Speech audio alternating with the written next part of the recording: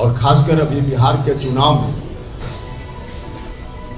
जिस तरह से चल रहा है, दो फेल विद्यार्थी के बीच कंपटीशन, एक ने 17 नंबर लाए, दूसरे ने 19 नंबर। अब 19 नंबर वाला कह रहा है कि हम उनसे अच्छा है, या दोनों फेल हैं। बिहार की जनता ने इस कंपटीशन के लिए नीतीश जी आपके ऊपर दायित्व नहीं सौंपा था।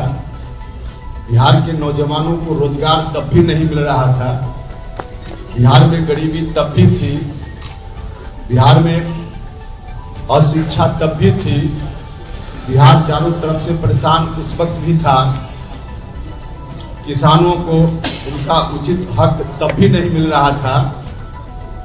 नीतीश कुमार जी, आपने वादा किया था कि हम सत्ता में आएंगे तो बिहार को आगे बढ़ाएंगे, और आपने यह भी लगातार उस वक्त कहा था कि 15 साल उनको दिया, 5 साल हमको दीजिए। बिहार की जनता की कृपा हुई, उनको 15 साल तो मिला ही था, आपको भी 15 साल मिल गया। इन 15 वर्षों में बिहार और पीछे गया है। हम नहीं कहते, भारत सरकार के अंतर्गत काम करने वाला नीति आयोग और अन्य संगठनों ने बार बार इस बात को कहा है कि बिहार लगातार पीछे है और पीछे जा रहा है। यह गठबंधन पूरे तौर पे बिहार के उन नौजवानों के प्रति समर्पित है जो नौजवान अपना पेट पालने के लिए दूसरे राज्यों में दर दर की ठोकर खाते रहते हैं। बिहार में रोजगार नाम की कोई चीज नहीं। इंजीनियरिंग की डिग्री लेकर हमारे यहाँ के नौजवान 5,000 6,000 की नौकरी खोजने के लिए बिहार से बाहर के प्रांतों में घूमते रहते हैं। वैसे नौजवानों को कैसे यहाँ रोजगार मिले, रोजी रोटी का इंतजाम उनके लिए हो। खासकर जो गरीब परिवार के लोग हैं उनके लिए कोई इंतजाम यहाँ नहीं। उनके बच्चों का भी सपना है कि हमारा बच्चा भी आगे बढ़े, चाहे गरीब लोग हों अमीर लोग हों, सभी के बच्चे आगे बढ़े, उनका सपना होता है। और इस सपना को पूरा करने के लिए शिक्षा की बड़ी आवश्यकता होती है। एजुकेशन के बिना कोई भी आगे नहीं बढ़ सकता। इस राज्य में एजुकेशन की वह सीढ़ी जो सरकारी विद्यालयों महाविद्यालयों के माध्यम से लोगों तक पहुंचती थी, नीतीश कुमार जी ने उस सीढ़ी को तोड़ कर रख दिया है। अब गरीब घर के बच्चों के लिए कोई उपाय यहाँ शिक्षा के संदर्भ में नहीं। जो पैसे वाले लोग हैं चले जाते हैं दूसरे प्रांतों में, उनके पास धन है, अपने बच्चों को वहाँ पढ़ाते हैं। लेकिन जो गरीब घर के बच्चे हैं उनका सपना चकनाचूर हो रहा है, रोज हो जाता है, और पीढ़ी दर पीढ़ी बर्बाद हो रही है। पिछले 30 वर्षों में कितने लोग आए जिनका जन्म हुआ होगा 30 साल पहले, आज 30 वर्ष की उम्र में, उसके बाद जिन बच्चों का जन्म हुआ होगा, आज रोजगार ढूंढने के क्रम में कुल मिला जुलाकर इन दोनों ने पीढ़ियों को बर्बाद किया है। हम बिहार की जनता से आग्रह करते हैं, प्रार्थना करते हैं कि उन दोनों को आपने 15-15 साल दिए, 30 साल, सिर्फ 5 साल इस गठबंधन को बिहार की जनता दे। हम बिहार की जनता से आग्रह करते हैं, निवेदन करते हैं। 5 वर्षों में हम लोग करके बताएंगे कि नौजवानों को रोजगार कैसे मिलता है इसी बिहार की धरती पे, शिक्षा की अच्छी व्यवस्था सरकारी संस्थानों में कैसे होती है हम बताएंगे। इलाज के लिए लोगों को दिल्ली नहीं जाना पड़ेगा, यह करके हम दिखाएंगे।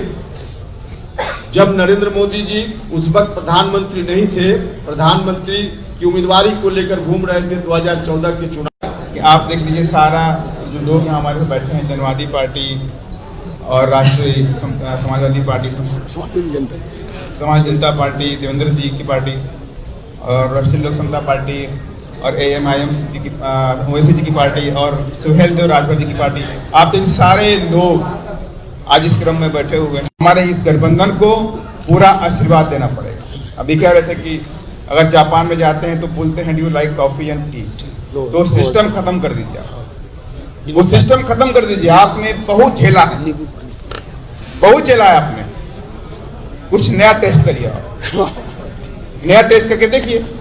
आपने बहुत समय से झेला उसको, अब नया टेस्ट नहीं करेंगे तो कैसे आप आगे बढ़ेंगे सर? ये वक्त आ गया है जब देश आगे बढ़ रहा है, हम आगे बढ़ रहे हैं, कंटिन्यू बढ़ रहे हैं। अभी तो पीछे चल रहा है, पिछले 5 सालों से बहुत पीछे हो गया था सर, पीछे हो गया है, लेकिन उससे पहले ही बढ़ रहा था और आगे बढ़ाएंगे।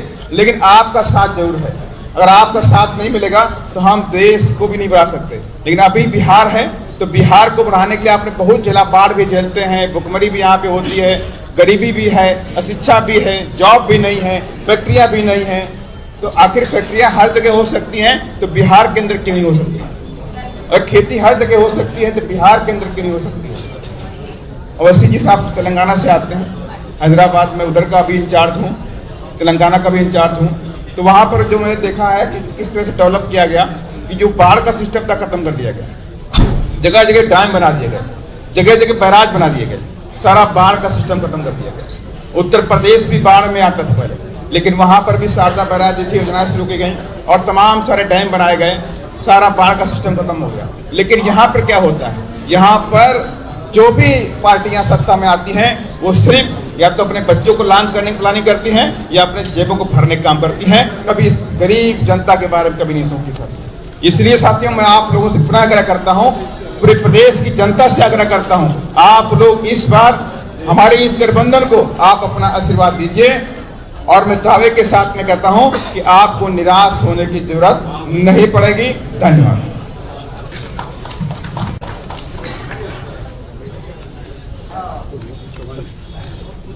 डॉक्टर संजय चौहान साहब हैं, बात कुछ करेंगे।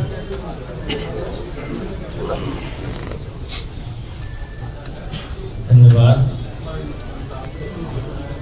बिहार की आवाम के लिए जो लोग एनडीए के सामंतवाद और पूंजीवाद से मुक्त होना चाहते हैं और यूपीए के जातिवाद और गुंडावाद से मुक्त होना चाहते हैं और इस देश में बाबा साहब भीमराव अंबेडकर, डॉक्टर राम मनोहर लोहिया और भगत सिंह के विचारों की सरकार चाहते हैं, निश्चित तौर पर वे सभी लोग हमारे मोर्चे के साथ होंगे और यह हमारा मोर्चा इन हमारे महापुरुषों के आदर्श पर एक बेहतर सरकार बनाने का काम करेगा और बिहार की आवाम इस विकल्प को चुनेगी और यही हमारा मोर्चा ही एनडीए और यूपीए का वास्तविक विकल्प है बिहार के लिए।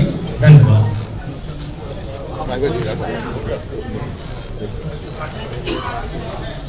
जनवादी पार्टी भारतीय समाज पार्टी ओम प्रकाश राजभर जी के नेतृत्व में चलने वाली पार्टी है।